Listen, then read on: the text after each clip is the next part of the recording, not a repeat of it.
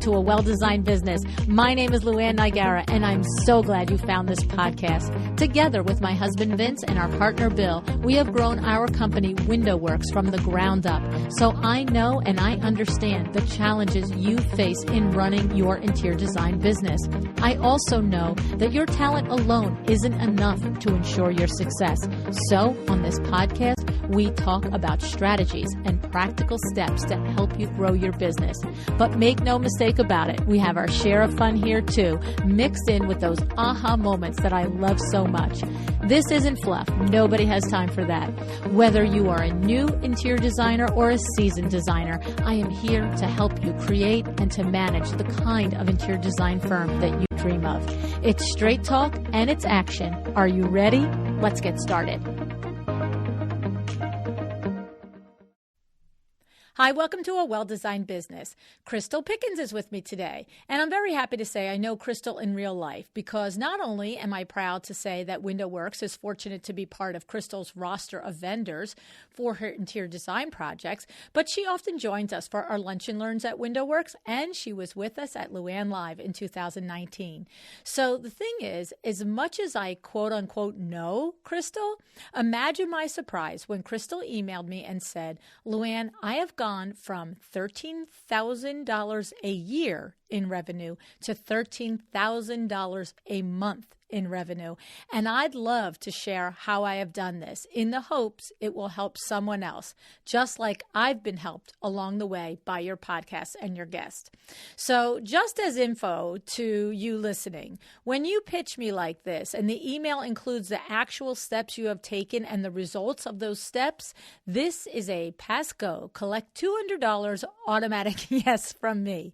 See, I very often get an email that says, I've made my business successful and I want to share with you share it with you, but you don't tell me how you did it and what the actual steps were in that email. And then what happens is that email sits in email jail, right? Because I look at it and I think this is really awesome, but I don't know how you did it. So it requires me to email you back, asking you how you did it, what you did, because if you cannot run down the steps that you did, like what are we going to talk about, right? You listen to the show because you don't want theory. You want real life strategies. So when you email me without these details, maybe it could be a great conversation, but I don't know. And if I've got to hunt down those details, then that makes homework for me. And I got bad news for you. I don't need any more homework, right? So Crystal did, though, like many have, sent a fabulous email complete with all the hows and whys. And this is an email that gets an automatic get out of email jail free card straight to the invite to show response from me to my assistant, Lisa, who then reaches out to you, right? So while I thank our sponsor, J-Pour Living, you get settled with pen and paper because you're going to need it for this episode. And have you opened your J-Pour Living account yet? If not, I can't imagine why you are waiting. J-Pour is uniquely capable of helping you move your projects along, especially now during COVID-19. On their website, jaypourliving.com/Luann, that's JAIPUR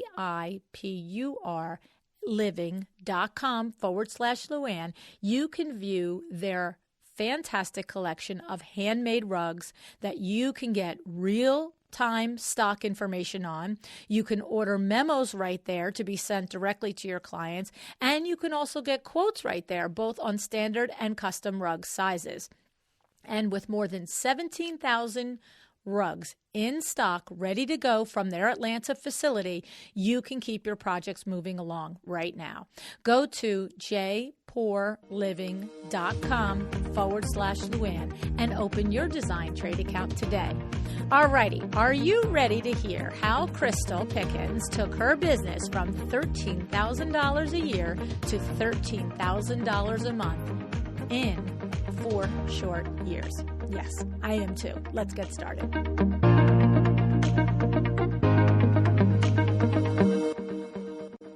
Hi, Crystal. Thanks so much for joining me on A Well-Designed Business today. Hi, Luann. Thank you so much. I'm so excited to be here. I am too. You know, you hear me on the show a lot. I know you listen to the show. I know that you were at Luann Live and we've met in High Point. And of course, you live in New Jersey now. We can't really say you're a Jersey girl. I can't give you that. I'm sorry. But maybe Okay. after a few years. How many years are you in Jersey now, Crystal? We've been here for 7 years, but I don't know if I mean, no offense, I don't know if I really want the title. Whoa, whoa, whoa, whoa, whoa, whoa, whoa. Okay, we might not be able to continue this. I'm not sure. Like, you Only because understand. I grew up in Seattle, so I Pacific don't care where Northwest. you grew up. It's Jersey. Come on. I do love it here. I do love it. Well, I have to tell you, it's not only loving it here, it's being a Jersey girl. There is something to that, I have to say. I mean, did anybody say I'm a Seattle girl? No, it's a Jersey girl. Touche. Touche. Okay. Maybe I do aspire for it then. Well, yes. I mean, and if you're I'll really do some sweet, thinking. yes. And if you're sweet and you're nice and you try hard, we could maybe around the 10-year mark start to call you an about to be Jersey girl. Okay. Although, Eleanor, your little baby is a Jersey girl, though. Oh, for sure. And she has See? already the sass and the mood, and she even has a little Hudson County accent going on. See? So there's hope for you yet. You have Jersey girls in your bloodline. There we go. Oh my goodness. Anyway, so I'm so glad to have you on the show because you reached out to me and you said, like the subject line of the email, I went from 13K a year to 13K a month in my interior design firm with the strategies of the podcast and a business coach that you worked with and so forth. So, that's the kind of email that gets my eyeballs opened up really wide. So thank you for coming on the show today. And tell us a little bit about that. Tell us, you're in your 4th year in business, and Yeah. what you said to me was your first year you literally $13,001 in business that first year. Yes, that $1 is important. That's I right. mean, even still, that $1 would be important. But yeah, so my first year in business, I had always wanted to work for myself, but I sort of got thrown into it. I was actually laid off when I was 35 and a half weeks pregnant with my daughter and said, you know what? I've already been doing this sort of on the side. I'm just going to move into it full time and make the best of it. But the timing was a little bit challenging. So I was prioritizing it, but not the way that I am now. And at the end of the first year, I looked back at my numbers and I said, wow, I made $13,001. That's just not going to cut it. And I didn't clarify when we were talking. Was that the gross revenue or that's what you personally earned from the business? It was all the same back then. Okay, because what that sounds like is that was strictly design fees. You weren't selling product and making money on product. Is that why it's all the same? Okay. Exactly. Okay. Exactly. Yeah. Yep. Yeah. I mean, you could have worked So, at McDonald's and made that kind of money, and you were probably working hard with a little baby and running around and servicing clients and everything else. And you're like, what am I doing? exactly. And, I was up against, a situation where my husband was working full time. We lived in a small apartment. Our mortgage was low enough that it was fine. But at a certain point, I knew he was going to come to me and say, what are you doing? Are you going to keep doing this, or are you going to go get a job? And to me, I was really doing this. This is what I wanted to be doing. This is what I'm passionate about. This is what I love doing, but that wasn't enough. I needed to also make it profitable. And I needed to be more of a strong contributor to our family. And so I just said, okay, let me just see if I can double it. So the next year I set my goal for $26,002. And I tried, but I didn't really do anything further than just giving myself a number to sort of strive towards. I still was just only making money from design fees and things like that. And so at the end of that year, I reached $27,100. So I had hit that goal. And by the end of that year, I started listening to the podcast a lot more. I was spending a lot more time in the car.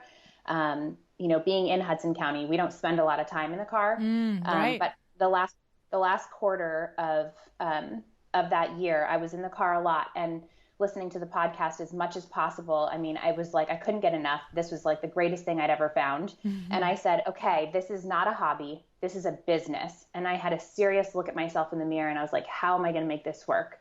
I can't, even $27,100, it's not something to laugh about. And I am proud of myself. I did more than double my previous year, but it was also still, I knew it wasn't enough.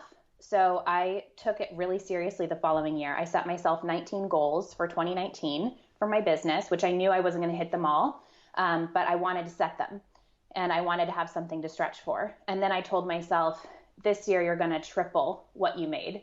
And so that instead of doubling it, you really have to try and do something with this. So you're going to triple it, and you're going to make this a real business. And I took it seriously. So in 2019 was the first year I took it seriously and just said, this is a business. Well, I have to say, there's a lot and that just really changed things. Yeah. Sorry. That's okay. No. I mean, and that's the thing. It's, you know how I end every show, make a decision, decide, right? Decide to be excellent, mm-hmm. because that's what it does. I mean, what you're describing in there is that you just made a decision. I am going to run this like a business. And I'm, like you said, I looked in the mirror. And the thing about it is I've met people, Crystal, that have not had that come to Jesus moment for 5, 6, 7, 8, 10, 15 years. Right. Mm-hmm. And so, and whenever you come to it, as long as you get to it, that's all I care about. But good for you for coming to it sooner. And, to your point, even $27,000 is not something to say, hey, it doesn't matter. And to my comment of at $13,000, you could have worked at McDonald's. It's not about working at McDonald's and only making this or only making that, or to your point, the figure. What it is if you work at McDonald's, then you clock out and you go home. You know what I'm saying?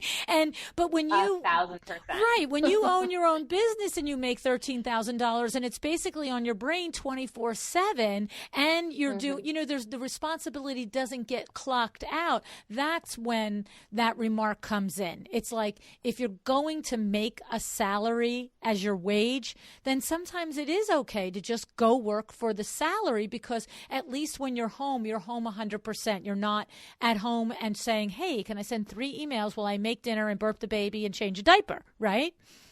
Absolutely. Absolutely. Yeah. Okay. And, I don't know if you remember or if you heard the episode with Alinda Morris.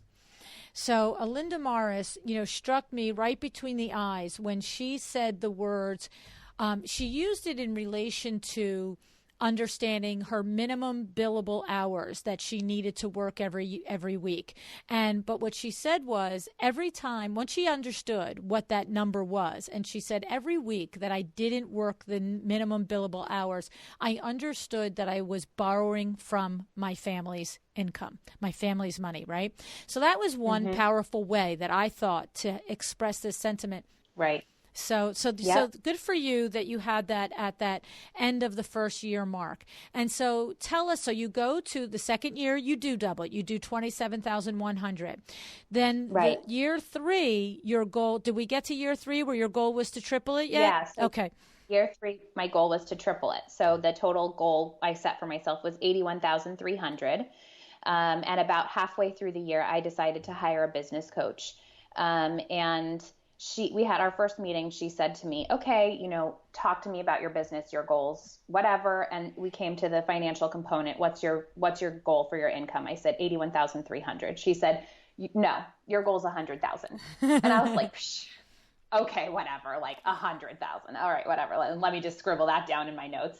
But I didn't take it seriously. I was like, my goal's 80,000. She's like, don't downgrade it. It's 81,300 and we're pushing for 100. We're going to push you. Love it. And I was like, okay, I made a good decision in hiring this woman. And then my total end of the year, I did make more than 81,300. I didn't quite get to 100,000. I made just under 91. Great. So, but the thing is, in that moment there, it is sometimes that you need to know that somebody else, it's not just somebody else believes that you can do it, the way your mother could believe it or your husband could believe it, but it's the way an objective business person says, this is possible and we're going to do this. It's carries a little different weight, doesn't it? Absolutely. It's like a real, I think, a confidence booster. You Mm-hmm. know, it tells you like this is not something that's a pipe dream. This is something that could really happen for you if you do these certain things and take it seriously. Right, right. If you make the So, commitment to yourself and to your business. I love it. So, we're going to pick yeah. apart some of the strategies that the two of you came up with that helped you and the things that continue to help you beyond that. But I want to just take a step back to the 19 goals for your business. Do you have that list handy, or do you remember some of them beyond the financial goals, some of the things that you set for yourself? I actually don't have it handy. It should be right here on my desk somewhere, but it's actually not. I know what some of them were. I Just mean, run us down a couple of them. Yeah. it was things like build a relationship with a professional photographer and start taking your photography seriously. Okay. Get a new website, whatever that means, whether you're building it yourself, but building it like a professional or hiring someone to do it. It was increase your rate. Again, just going with like taking yourself seriously. You're not new at this. You've been doing this. You have expertise. Like take yourself seriously, increase your rate. Um, there were certain things like, you know, I wanted to hire somebody, but I didn't know what that meant at the time. That was something I worked through with my coach. Mm-hmm. There were things like have an office space, have a dedicated office space, because at the time I was working from a desk in the living room. And, you know, that was, especially with a child, that does not get you very far. I can't even fathom it. I couldn't even think straight. There's not even chance. Right. Exactly.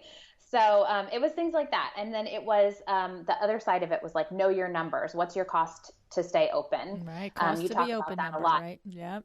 Exactly. So it was like, figure out what those numbers are. How much does it cost you? And then implement your services. I wanted to get my services down pat. Like, what are my services? What am I going to offer specifically? Part of this was like breaking apart building the website and how to build the website, what information to put on it. But part of it was like, in order to run my business, I need to know these things like the back of my hand. And right now, at that time, I didn't. Right. And so to get really serious with my services, my processes, and all of that. And I had gone to Luann Live in the spring as well. So I still have that notebook on my desk. And I look back at those notes often. Right. Was like, that something, right? oh my gosh. So that was a big part of it too, was just, you know, picking apart a lot of what we discussed there and figuring out like, how can I make this work for my business? So it was a lot. And I do, sort of, I know you always talk about the project autopsy. I do like a business autopsy at the end of the year. Like, what were my goals for the year? Did I hit them? You know, was it practical for me to hit them? Or, you know, should I push it to next year? Or is that one just going to drop off? Are we going to ignore it, move to something else? Mm-hmm.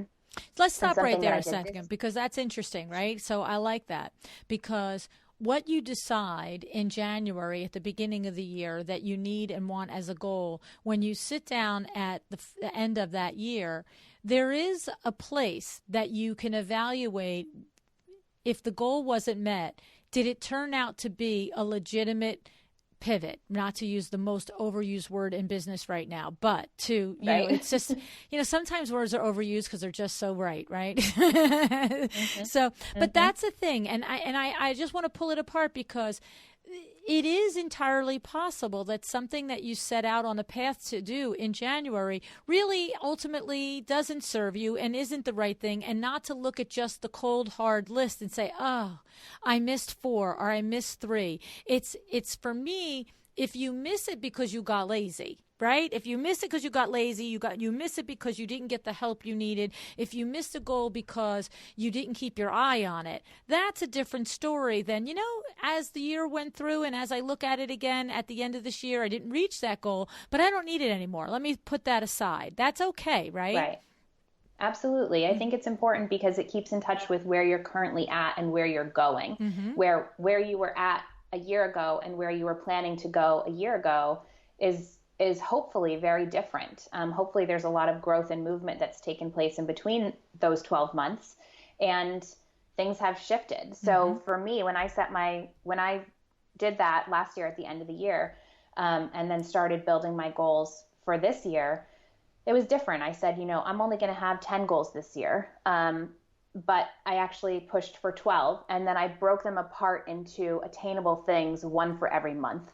Um, and I keep a little calendar taped on my wall right next to my computer that has the months and what the goal is for that month. And anytime I have time that is part of my office hours, that is not part of something I'm doing for a client or something I'm doing to drum up business, I am looking at that calendar and saying, okay, it's March. I'm supposed to be working on my margins. What have I done lately to work on my margins? And I'm reminding myself of that. Wow, that's awesome. You know who would love that? My friend Amber De La Garza would love that.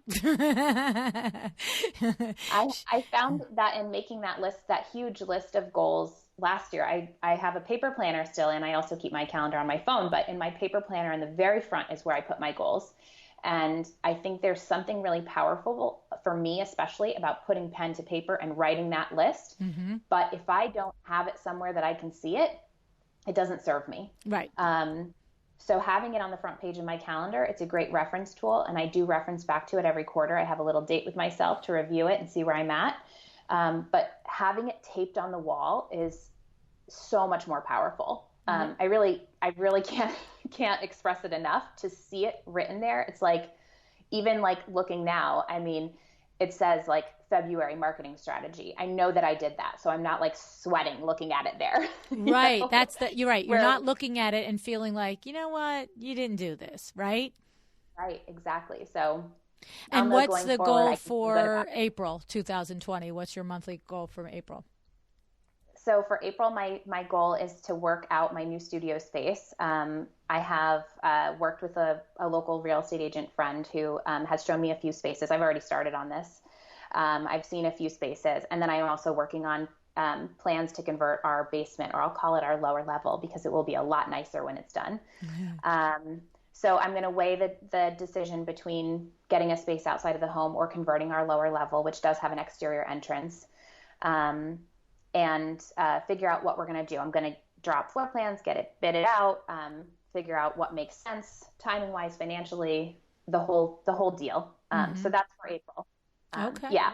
Okay. The baby coming in July. So the room that is currently my office will be occupied. Right. So you're getting evicted. Is getting evicted. Exactly.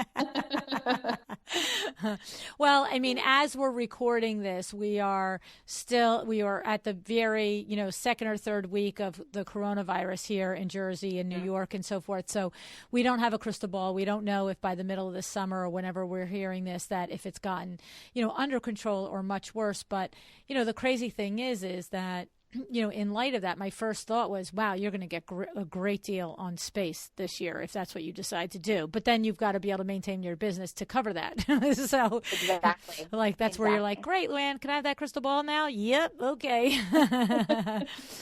Exactly. Yeah. Because they will be around negotiating. There'll be a lot of negotiating happening, unfortunately, as so many businesses are going to probably succumb to it. So. Right. And then a lot of my goals for this year, when I made my list of 12, and then I build out my calendar, I actually placed them strategically based on the fact that I am going to have a baby, and when that's going to hit. And, like for May, my goal is to get my policies and procedures in an official handbook and make it so locked down that nobody has any questions for it, so that I can take a legitimate maternity leave. Nice. So so I have kind of specific things like built in before that pending deadline so that everything is really kind of buttoned up and handled, so that we can have that time. And hopefully I know myself well enough to know I will still be, checking in and seeing how everything's going, but I don't want it to be more than that for that. Right. For that time. So what's the firm look like now? You have one assist. What does your makeup look like now? We are 3 women. So it's me, the principal. I have an on-site design assistant who I'm planning to promote. And then I have a remote virtual assistant who helps me handle everything from the blog to social media, different parts. I can't let go of Instagram, but she does the rest of our social media. And other things like that. So okay. And you have a bookkeeper, I gotta imagine. I don't have one on staff, but I do have a bookkeeper. Yes. Okay, right. You're right. You have that taken care of. You just have your numbers to, at your fingertips to not have Yes. your numbers understood. Okay, good. Okay, good. All right, now let's get into take us back to that meeting with the coach, and you are at halfway left of the year, and you've got this goal in front of you that feels a little bit like, are you kidding me? What kinds of strategies did you guys dig into that you can look back and honestly, I don't care if it's the growth from that point to the end of that year, or even if it's the growth from 13K to 27 or 27 to the 90. Like, just tell me where your big aha lessons in, like, oh yeah, that made a big difference, so that somebody listening can put themselves in your place. So two of the biggest things that we worked on were the concept of scaling and the concept of hiring. So at the time when I first hired my coach, I didn't have anybody besides me. And I knew I wanted to hire somebody. I knew I wanted support, and I knew I needed support as well, but I wasn't ready to actually do it. And it felt like just the biggest obstacle in my path at that point, was hiring somebody.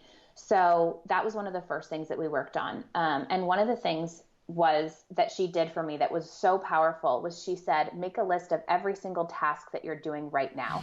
And so she said, just keep an Excel sheet or a Google Doc or whatever open on your computer. And when you're finished with it, share it with me. Oh, yeah. That's like a mind-blowing thing, isn't it? You're just like, I'm doing that. It was ridiculous. I mean, the list was, I can't remember how many things, but it was like a lot. Yes. Too many for one person. And she said, okay, now let's put 3 columns on it. And let's say, what are you going to keep doing? What are you going to have what's something that can be handled remotely for a virtual person? And what do you need somebody on hand to do? Because those are 2 different things, I think, for a lot of designers. I wanted an assistant like in my physical space, right, who could help me with like sample returns and just so many different things that Janelle does for us. But she wasn't my first hire. My first hire was a virtual person because it's a little bit easier. It's a little bit less expensive and things like that. And then my coach worked me through, okay, now that we have these tasks and we've broken apart, like who can handle what? And she also lectured me on leaving too many things on my own plate. She's like, okay, that looks great, but let's pull some other things over to these other columns here. Or like I would put like an X in the virtual person's column, but I would also keep an X in my column. And she's like, you don't need to do that. If you're paying someone to do it, let them do it. So I'm much more comfortable with that now than I was 9 months ago or whenever that was. And hiring that first person was like such a huge game changer for me because, man, she just came on board. And I remember saying to my husband, like, this is totally going to change things for me. I'm going to have so much more time to work on other things, to do, other things in my business, and to not also then be putting my daughter to bed and coming back to my desk if I don't want to. Right. Sometimes I still do because there's things that are going on that I'm really excited about or that I'm like set a goal for myself and I want to meet that deadline. But I don't have to, it's like now I have that person who's handling these certain things, and that's a huge weight off my back.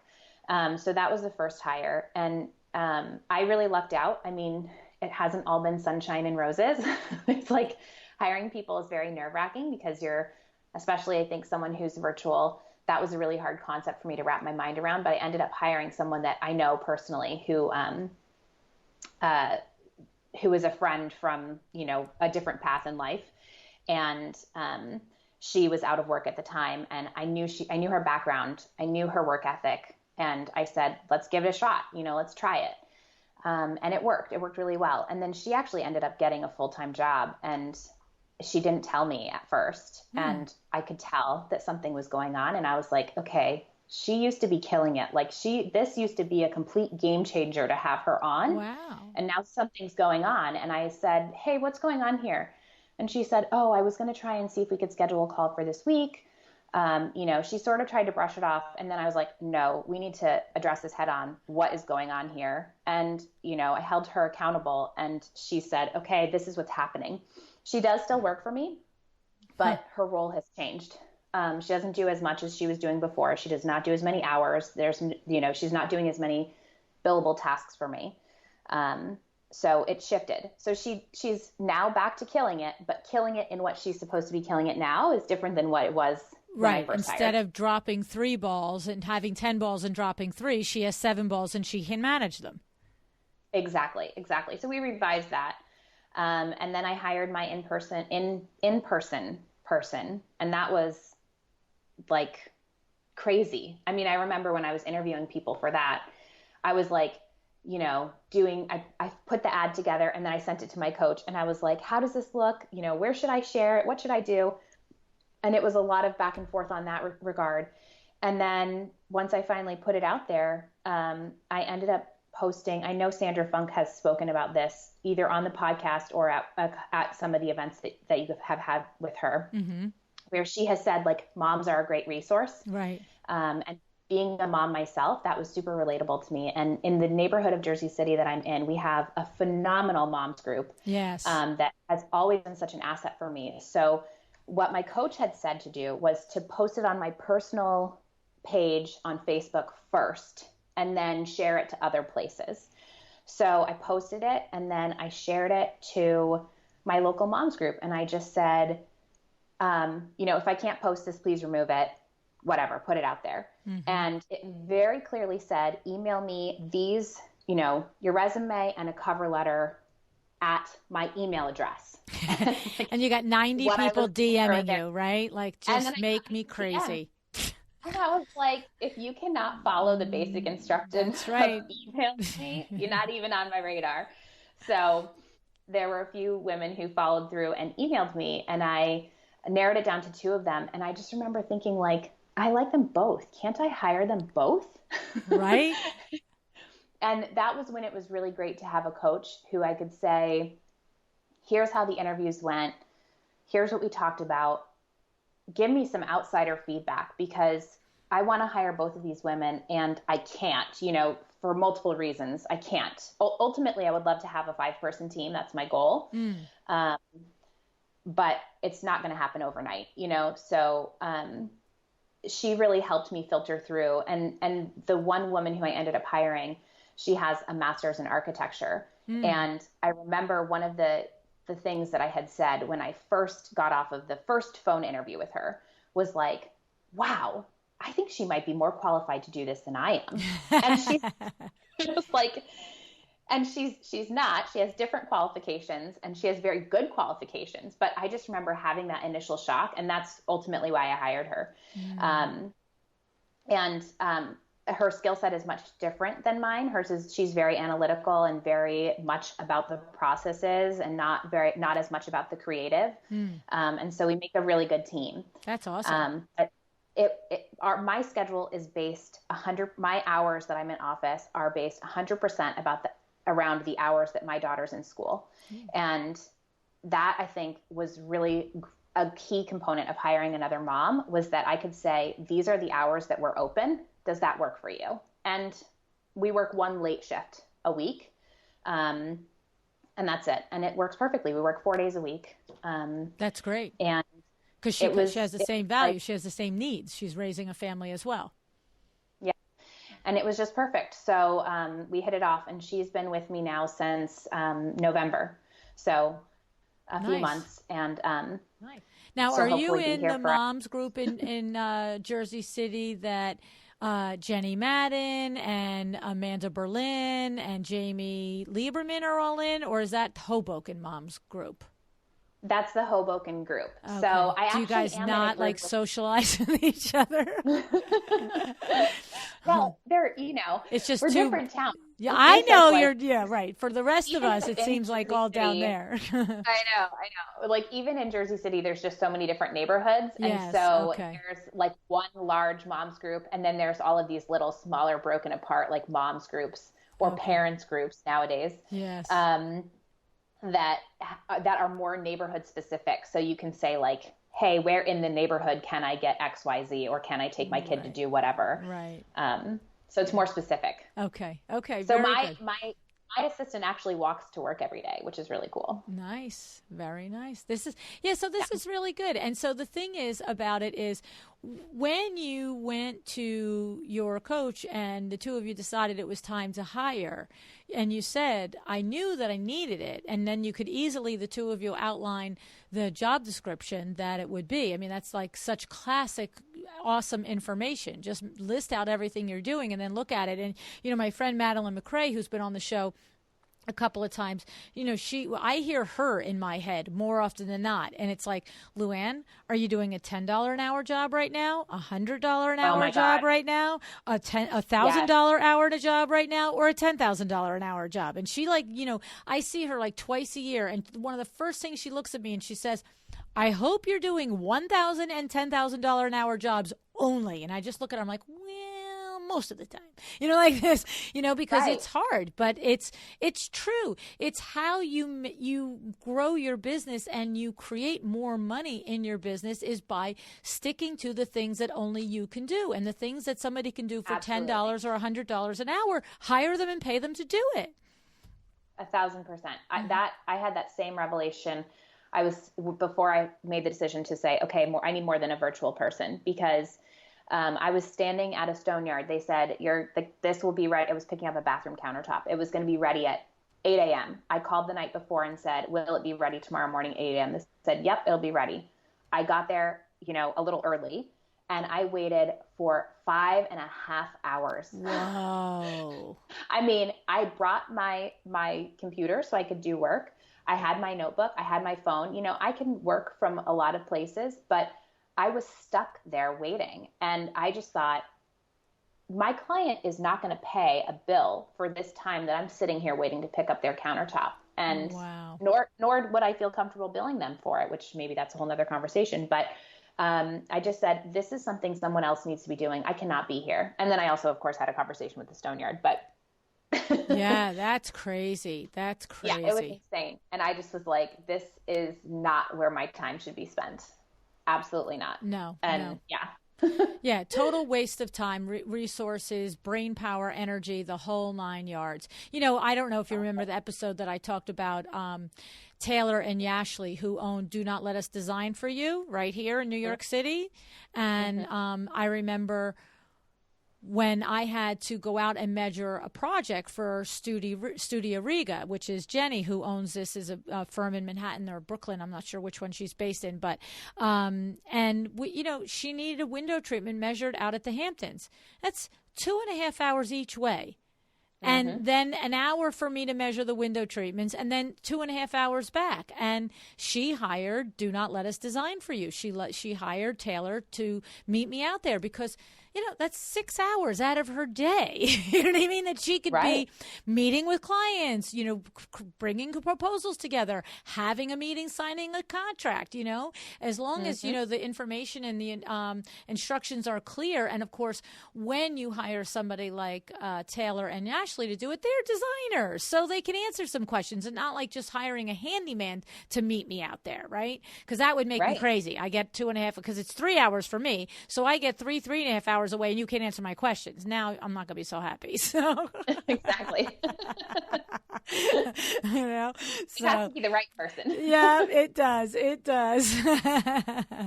Okay. And so can you point to any other things? So hiring the person, getting them organized, getting them onboarded, and getting you focused on what I'm going to imagine, the words came out of the coach's mouth, revenue generating activities, correct? Right. Exactly. And then the other thing that she really helped me focus on was becoming scalable, and I think that looks different for everyone. And that was also a concept that I went to a seminar in High Point in the fall where they were talking about, like, how do you make your business scalable as a designer?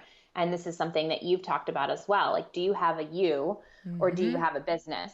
And if you don't have something that people can pick up and understand how to do it for you, then you just have a you. And those kinds of things always strike me like right in the gut. Like, okay, what do I have? Right. And, what are my goals? If my goal is just to kind of sit here in my office and do the design all by myself for forever. That's one thing. But like I mentioned, my goal is to have a 5-person team working with me. And that means I'm not going to be the front woman running every single project forever. And so how do I make that happen? So that was something I really worked hard to break apart with my coach into different kind of categories. And what are some of those things that you did when you got in? Yeah. So it was, again, like breaking apart a list of like, what are the activities that happen before a discovery call? What are the things that happen between a discovery call and an on-site consultation? What are the exact things you do at every single on-site consultation? So it's really, really getting my processes down to like a nitty-gritty point, so it's like every single minute detail. It was almost the same thing as making that list of everything I'm doing so I know what I could hire out. But in the sense that like, what am I doing to get from point A to point B, and then from point B to point C, et cetera, all the way until that design project is finished and we're taking the photos. Right. And I put that all down, everything from we send out, we have a questionnaire that we send out between our discovery call and our on-site consult.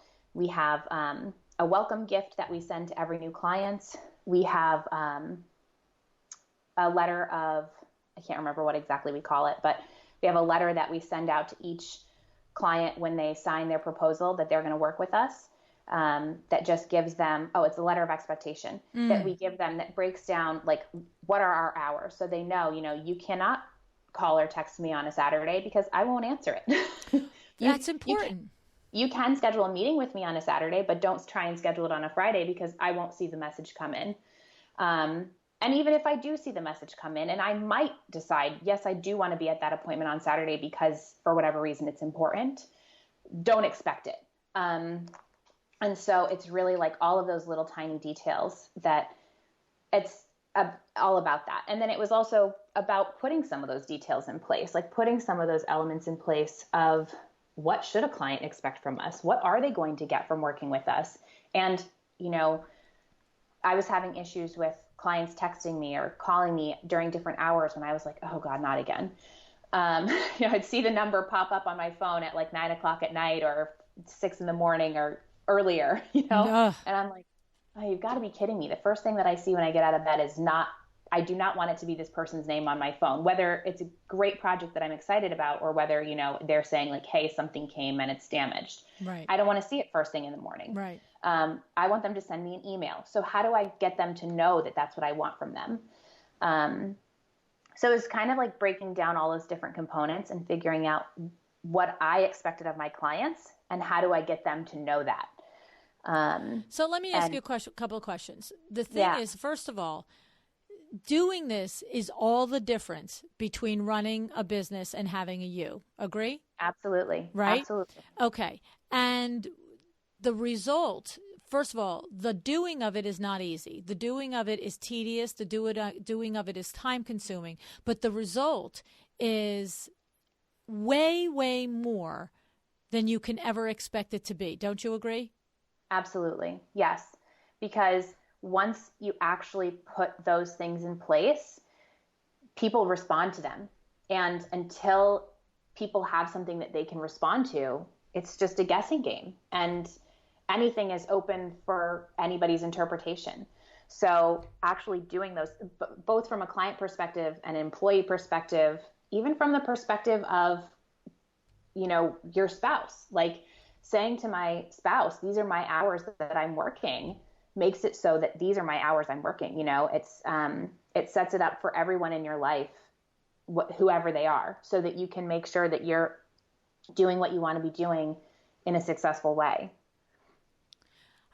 And the thing about it is that even like you mentioned your spouse, it's when you come to a conversation where, like you mentioned, if you have to, you decide to take an appointment on a Saturday, it's not that I never got to it. It's all blah, blah, blah. I have to. They're screaming, they're yelling. It's like I made a choice to do it because it serves me better because Monday I hit the ground running and blah, blah, blah. Like it comes from that same, you're able to deliver it, whether it's to your client or to your spouse or to your employees, from that same confidence point of this Absolutely. is what my decision is to do. It didn't just happen to me, right? Right. We have in our policies that we work late nights on Thursdays and Saturdays by appointment only. So it's something that everyone knows. Even on a discovery call, people will say to me like, oh, well, when can we schedule our consultation? I just always tell them, if you want a consultation on weekends or evenings, we have Thursday nights available or Saturdays by appointment in advance. Right. And they know it straight from that initial call. And then they get it hit again when they get that letter of expectation. They get it hit again when they request an appointment, so it's not like we're just telling them once. We tell them these different things multiple times so that everyone's on the same page and no one's upset about it down the road. So now tell me, listen, you spent that, year and a half or whatever listening to the podcast, driving back and forth from Connecticut to Jersey City. And you've heard this 1,000 times on the show. I know you have because I'm the one who's had the conversations with all of these amazing experts and designers that have shared this concept with us that, when you take the time to really get so precise in your process and what you do, that the ripple effect is it's an exponential ripple effect. It affects the way you think about your business. It affects the way you describe your business. It affects the way you engage with your client, with your vendors, with your employees, and with your family members.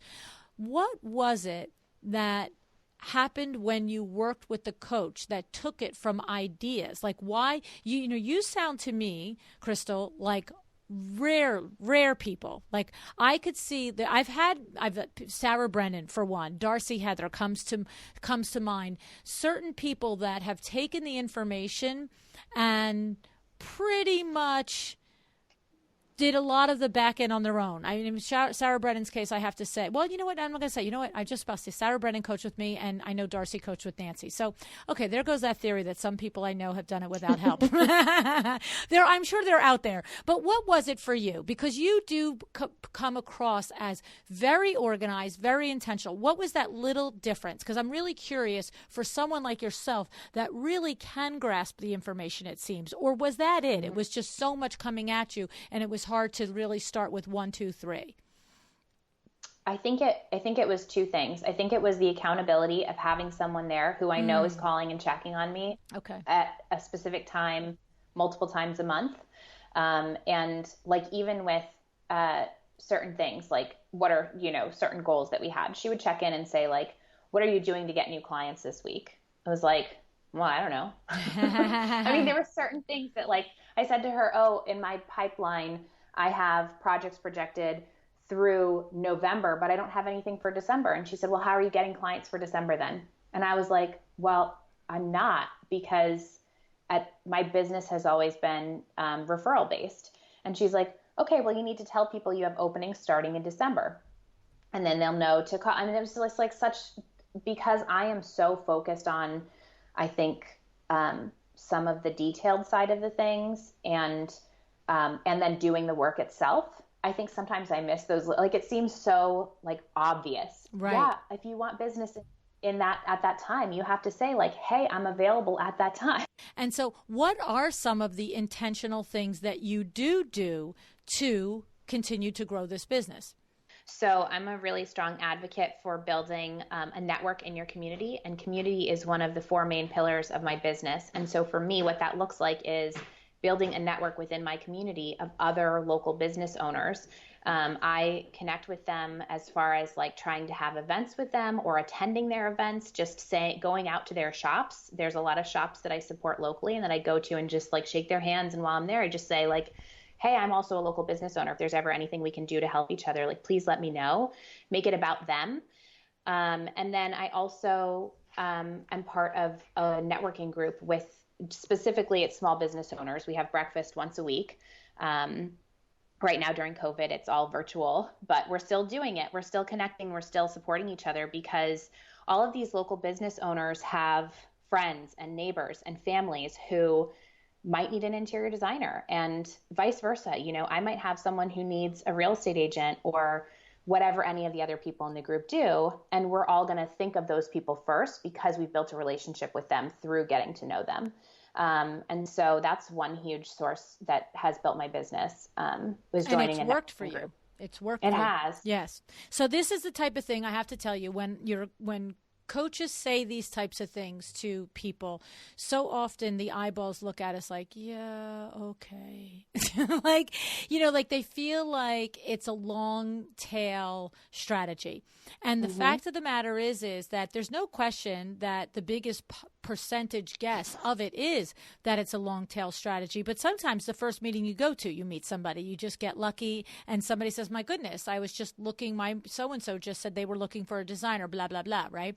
But the reality is that we all know that our businesses are primarily built on the relationships that we have, whether they are personal relationships or business relationships. And these are the types of places where if you are building a business from scratch and you're in a community where maybe you really don't know anybody, well, how else are you going to be able to look at any of us in 3 years, 5 years, or 10 and say, I have to say my business is really built on the relationships that I have. You have to go build the relationships. And that is a process, right? So that was actually something I started working on before I was working with my coach. And my accountant had actually invited me to join his local networking group. So I decided to try it and just see if it was something that I felt would be worth it for my business. And I ended up going and seeing, at the time the group had a contractor, a real estate agent, a real estate attorney, and several people who sort of were adjacent to what I was doing, but nobody who was doing design work. And I thought this could be a really great opportunity for me because all of these people I could refer people to, and they could also refer people back to me. And that was a really powerful feeling. And then I decided to join the group, and get to know these people better. And now some of these people I'm really good friends with, in addition to just being connected with. So what I love about this is that it wasn't so much that the coach had the idea for you to do this because you were doing this and understood the value, but she was performing the accountability of asking you, so what have you done lately? Right. And so I'm imagining when she talked about, talking about available in December. So now instead of just chit chat at your meeting, you're putting it out there. Hey, I've got slots open in December, and that puts seeds in people's brains. And I think what she opened my eyes to was, I didn't even think of going to my networking group as an actively trying to get clients thing, I knew it was building my business, but I didn't think of it that way. And when she said to me, what are you doing to fill these spots you have available in December? I was thinking like, well, how am I actually getting people to send an inquiry form? Okay. And she was saying, use social media, go on your platform, use your stories, and go on Instagram and put a post up that says, we're about to wrap up this project, or we're starting this phase of this project, which means we're going to be done in December. So if you have a project that you want to start, now's the time to get on our list. Things like that. I like that because, the thing is, that is a thing that because your coach was from outside the industry, I think gave her a little perspective, because sometimes when you're so close to the industry, you don't realize that people outside don't recognize that in August, if I think I'm going to do a decorating project or a design project in December, I need to have that conversation a lot of times in August. You just don't show up and the designer is ready. But for her to point out to you, to let them know. And I also like the other point about you didn't really think actively that going to the networking meetings was, a front of brain thought of seeking business. Now, the nuance here to me is, first of all, we don't go to the meetings the first 2, 3, 4 times and walk in every day and say, hey, what have you got for me lately? Right? Because you have have to build your relationships. But if you visualize being part of the group for 6 months, for a year, and having given referrals out to people and having started to take relationships from business to friendship. Now, your little nuance in there that I want to make sure we say is when you're at the breakfast meeting, it's literally saying to your friends now, not just strangers, hey, I'm needing to fill spots in December. Would you guys put the word out to anybody that you know that might be wanting a project for December? See, once you've given and you are established and it's your people, then it's your people are like the people who want to know what you need in order to help you, right? Absolutely. It's no different than going to your friend or your neighbor and saying like, hey, by the way, things are a little slow right now.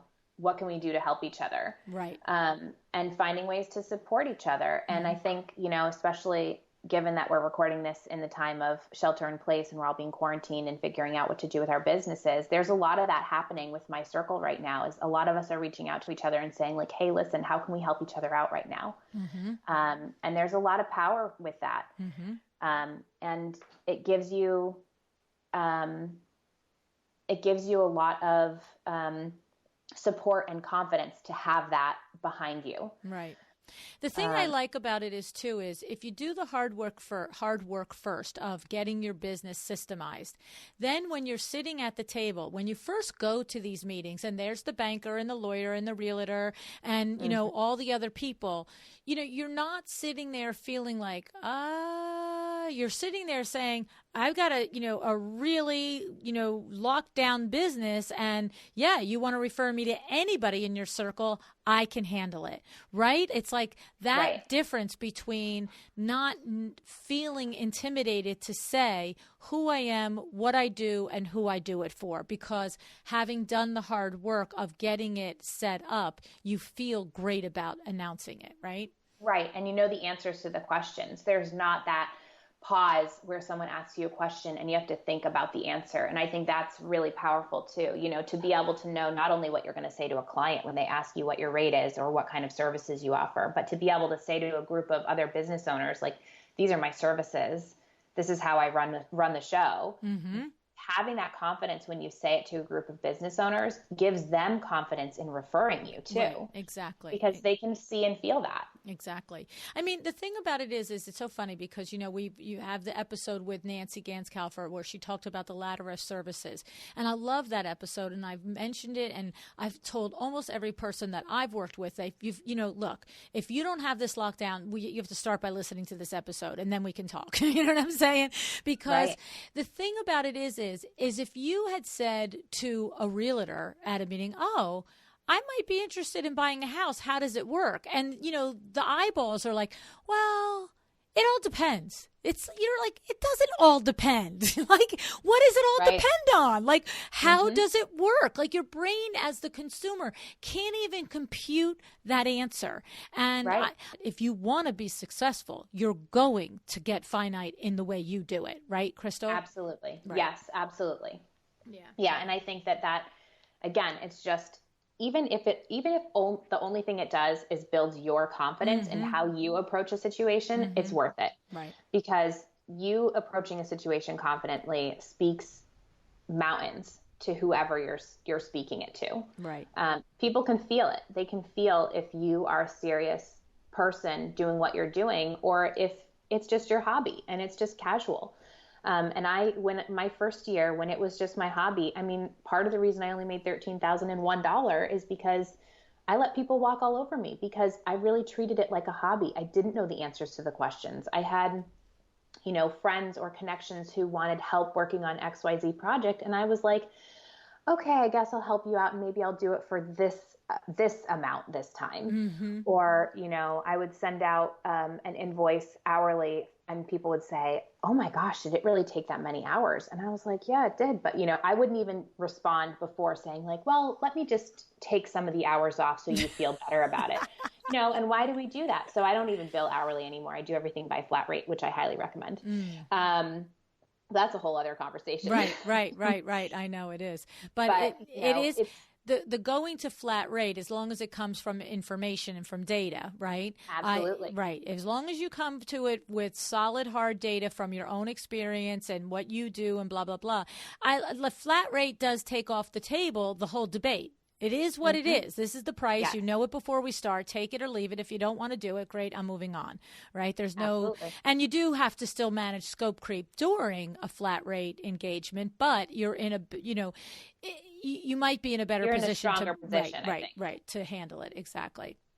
Yeah, for Exactly. sure. Now, one of the other things that you had mentioned to me is that you are very conscious of touch points throughout the relationship with your client that you know sets you apart and makes yourself memorable to your clients. Tell us about a couple of those before I let you go.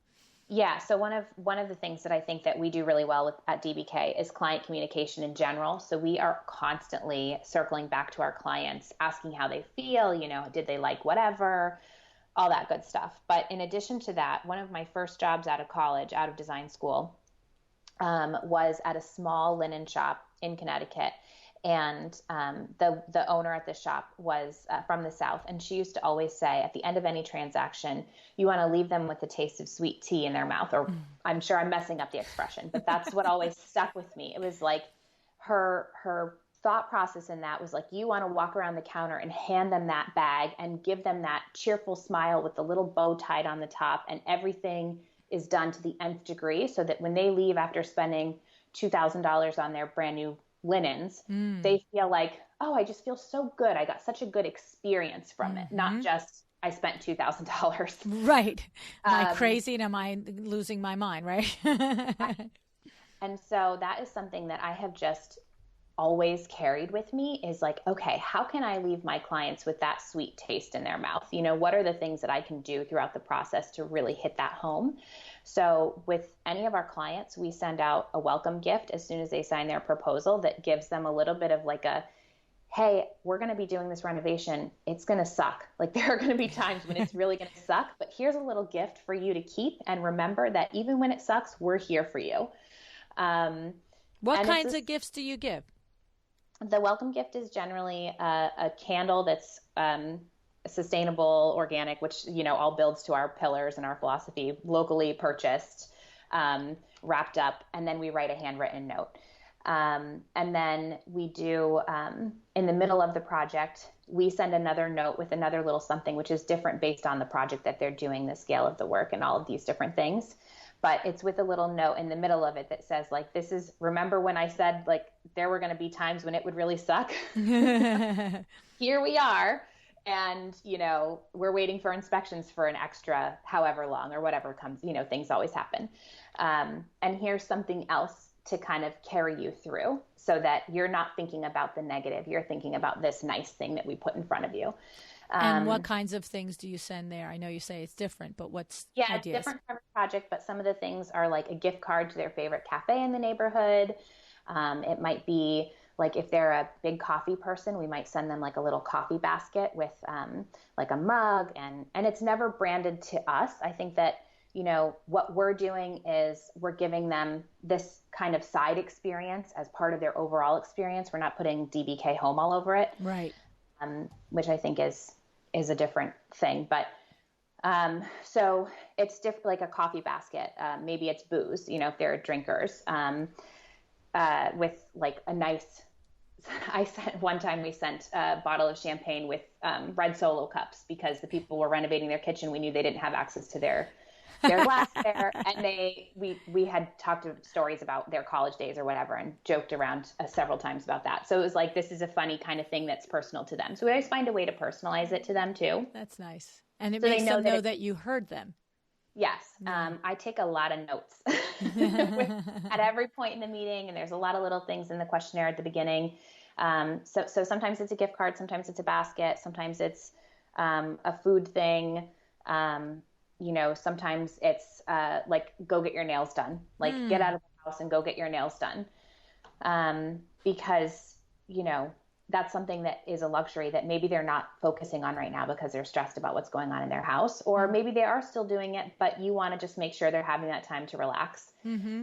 Those little things like that, that's in the middle of the project. And then at the end of the project, when everything is all done, when we do our photo shoot, we bring several little things. So we do accessorize the space for photo shoots, and some of the things we leave as gifts, and some of the things we leave as like, you can buy this if you want to. Okay. So those things are usually a mix, again, depending on the project and the client. I had a client once whose teenage daughter had this random medical situation going on where they found out she couldn't eat any meats or dairy products or gluten. So I found this really incredible vegan cookbook that also had a lot of gluten-free influence and all these things. And I was like, oh my gosh, this is perfect for them, because the mom was constantly stressing about what to feed her. So I got them a few cookbooks for their kitchen and a really beautiful vase to put the flowers that we got in, and a couple of other things for the other spaces in their home. And then a bunch of pillows and, the little frou-frou things that really dress it up and make it feel like home and make it kind of that finishing touch on. And I gave them the itemized list of the things. I'm not putting the cookbooks on, I'm not putting the vases on. I'm just saying, like, these are for you. And some people don't notice, but most people do. And she noticed. She said, oh my God, that cookbook. She said, I didn't see it on the list. How much was it? And I was like, that's a gift. That's for you. That's something that I think you need. Yes. You need for your family. And now that you have the kitchen all done, like, you guys can use it and make a lot of good meals and memories. Right. And sometimes I make it more obvious with like a note card that says, like, I hope you also enjoy this special cookbook for this reason, so it depends. I'll certainly call out at least one thing, but I don't call out everything. And anytime we do a photo shoot, I always get a message from a client afterwards saying, thank you so much for XYZ. So most of them do notice everything that we put into it. And what I love about it is that they're all great ideas, but there's no earth-shattering, like, oh my goodness, I've never heard this idea before, right? It's really the connection to the person that makes it a special present or a gift, a thought. That's the point of it, that you're paying attention throughout the whole process, and your clients know that you have taken the time to hear them, understand them, and get where they're at. And I also noticed a couple of times that you specifically mentioned that when you can source it locally, you are. And that goes back to your other conversation where you're making those connections to the different shopkeepers and business owners in your own community. And it's like, here I am, I'm Crystal again, buying candles from you again for my interior design projects again. You know what I mean? Right. It's like, it's just that little, I'm paying it forward, buddy. If you have a client, send her my way, right? Absolutely. Yep. It's just that one more like tap on the shoulder. We're over here. Yeah. So it's just a good reminder. Yeah. It's like a double gift, really. It's a gift to the local guy and it's a gift to your client. And both ultimately are planting a possible seed for a referral to you. Right. And then the last little tap on the shoulder that we do for the clients is that every year we send out New Year's cards. I started this 2 years ago, and it's a beautiful card that shows 2 or 3 photos of our work on the front, and then it has like a little thank you for helping us grow or whatever. Even if their project is 5 years old, let's say, it still says like thank you for helping us grow, because ultimately they've contributed to it. That's right. And we send it to anyone we've worked with on any level, whether it was a 1-hour thing, or a full renovation. Right. And I always reference the specific detail of their project. Thank you so much for bringing us in to help you choose your colors, if it was something as basic as that. Or like, your kitchen turned out so beautifully, like, I still think about it, and I make it about their space and about them. And every time that we've sent them out, we've had clients follow up with us, and, clients who we haven't worked with in a few years. I just had a client call me about a month ago and say like, oh, hi, I don't know if you remember me, but I got your card and I just need help with the paint color. Is that something you do? Right. And it was like, absolutely, I'll come and help you with that. This is how it works. Normally we, this is what we would do, but you can buy 2 hours. Right. You're a past client, so you're a previous client. Right. You can do it this way. Right. And then I went and did the appointment. And when I left the appointment, she said, that was so great that you sent that to me, because it put you right at the top of my mind. And I have a friend who's doing a bathroom renovation, and I didn't think to send her your name before, but I'm going to send her your name. And it's like, we did your bathroom. How did you not think to send her my name? But people forget it. It happens over 3-4 years ago. You have to stay at the top of their mind, or else they will forget. That's right. And so it's just sending them something to stay at the top of their mind. And that was last month or earlier this year. One of our goals was to focus on our marketing strategy. So we're going to start sending out cards, I think, in the summertime as well, so that they get a little reminder of us twice a year. Yes. And the cost of sending those out and writing that note, writing those notes, I'm always like, oh, how many more cards do I have to write? But they work. Yeah. So it's worth it. Well, I love it. And I'll tell you what, I'll share with you Sandra Funk's tip with this. She sure is coming up a lot in this episode, right? But the thing is, what she does, her strategy for that is one day a month. That morning is for sending all of the thank you cards. And so they gather her team helps her gather all the people that month that she needs to acknowledge in some way, whether it's a trade, a vendor, a colleague, or whatever. And she also sends the birthday cards out. She writes all the birthday cards for everybody that month. And she does a little thing that's nice because so Sandra and I happen to have the same birthday in October, right? So we're the 16th, but I'll get the birthday card from her the first week of October. But what she does is she writes on the outside, don't open till the 16th. And so that tells me that she knows darn well she knows when my birthday is. I mean, of course, we're the same day, right? But the point is it lets you know that, and until I heard her strategy for this, I never said, well, what did you send it to me on the 3rd for? I never was like, oh, so this is like this mass thing that you do. Like I just received mine with a little thing on the back, don't open to the 16th. And I didn't think about it, process it one step further. And then it wasn't until I was, I think I was watching her do a story one time about it. And I was like, aren't you just so clever? You know what I'm saying? And so I think it's a great thing. And there are ways, my point in sharing that is there are ways to organize this process so that you are being intentional and thoughtful and keeping the contact and keeping front of mind with your clients, but that you can have it in an organized system as opposed to, is there anybody's birthday here on the 16th today? You know what I mean? Right. Absolutely. So yes. Dane Austin does the same thing. Dane was on the episode on the show also, and he does the same thing. Yeah. I think one day a month he sets aside and he calls it his gratitude, something of his gratitude session or something. Yes. And so anytime you can give some gratitude back to anybody on any level, I feel is such a valuable use of your time. Absolutely. Yeah. So it's awesome. I have to say, I'm so happy for you, Crystal, in the intention that you've put to your business. And you must feel just so good about it to know that you really did just say, not for me. I'm not just going to spin on a hamster wheel year after year after year. I'm going to make this work. And you've done it. So congratulations. Thank you so much. Yeah, I feel it is. I keep saying it's powerful. It is really powerful. And it feels really amazing to just take it seriously and really do the thing. Well, we'll have to give you a couple of years and see if you're hitting that $500,000 mark and come on back. Because what happens now is once you hit, 250, something around there, then the next jump really is. It's not 50 a year. The next, if you start at 150, 200, now your next jump is 500. And then from 500, you can jump to $1 million. And so and you are exactly the type of design firm owner, exactly the type of business owner that I could see those strides happening, that you'll be sitting there with your team of 5 and you will be doing your, 7-figure business before long, because you're just really strategizing how to do it. And that is one of the core components of getting to a goal, is identifying it, right?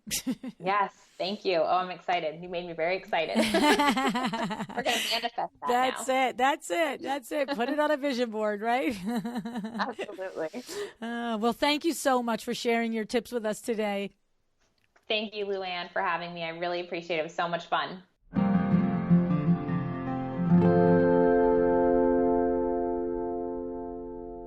So there are a lot of lessons in this episode, but I would say that the big moment, the big overarching thing for me in this is that Crystal recognized early in her business that she could keep doing it the only way she knew, which would keep giving her the same results, or she could do 2 things. Number 1, she could take to heart the lessons of the podcast to go get her back end systemized. And number 2, she could hire help. She could hire a coach. Have you ever had that same crappy pit in your stomach feeling that Crystal had when she said she'd be watching a panel discussion or even hearing my voice in her head? Do you have a you or do you have a business? Right? You know right now which one you have. Get very real with yourself, just like Crystal did, and decide what you are going to do about it. All right. First, I'm going to thank Article for sponsoring the show, and then I'm going to recap some of the steps that Crystal took. So Article is also in a unique position to help you move your design projects along during COVID-19. Their delivery and return policies are A1 and completely customer service driven, so you can confidently specify their stylish mid-century furniture, and you know it will be delivered efficiently, quickly, and with great care. If you are like so many designers and doing virtual design now, you can order for your customer and it can be, in most cases, delivered in the same week. That's the kind of service that people want now. They have a yen now. They're sitting outside. They want their outdoor furniture because they get a warm day, and all of a sudden, there you are. And you have the solution for them. And Article can deliver it to them, in most cases, probably by the time they're out at their backyard the following weekend. So go to welldesigned.article.com and open your trade account today. All right, so let's run down some of the steps Crystal took to grow her business so fast, so smart, and so intentionally. Number one, she learned at Luann Live how important it is to run a business autopsy. This is critical. You must know where you are before you can plan where you're going. You need to get clear on what kind of projects are profitable for you, what kinds are not profitable, where do your clients come from, what are your net margins, what is your cost to be open. All of this must be analyzed and tracked so that you can make plans for your next steps. The second thing she did is she wrote her goals down. She put a line in the sand and declared herself a business with definable goals, which Crystal tied to definable milestones. This is huge. Like, I cannot really overestimate this. You cannot underestimate it is what I should say, and I can't overemphasize it is what I mean to say to you, all right? Very, very, very definable goals with definable milestones, and this is just what Crystal did. All right, the next thing that she did was she got very specific and paid minute attention to the details about every aspect of process in her business. This is called getting your back end in order. This is in no way easy. So if you've tried it and thought, oh, I must not be doing it right because so many others seem to do it and I can't do it, right? So if you've done that and stopped, go back again. It's not easy.